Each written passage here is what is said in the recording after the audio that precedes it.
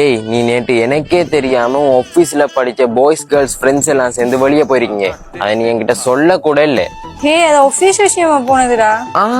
பாக்கல என்னடி office work உங்களுக்கு போனது மட்டும் இல்லாம அவனோட பல்ல காட்டி செல்ஃபி வேற எடுத்திருக்கிறேன். அதை நான் பார்க்க கூடாதுன்ட்டு என்ன ஹைட் பண்ணி வர ஸ்டேட்டஸ் போட்டிருக்கேன். என்ன ஹைட் பண்ணி போட்ட தெரிஞ்சவும் அறிவுக்கும் என் ஃப்ரெண்டோட தங்கச்சியை ஹைட் பண்ணி போட தெரியல.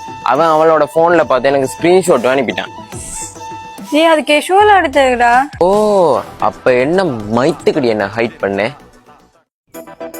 இப்ப எதுக்கு பேட் வேர்ட் யூஸ் பண்றா? சொல்லிருக்கேன்ல அப்படியெல்லாம் சொல்லாதேண்டி. சரிம்மா, நான் சொல்லல. இப்ப சொல்லு, எதுக்கு என்ன ஹைட் பண்ணேன்?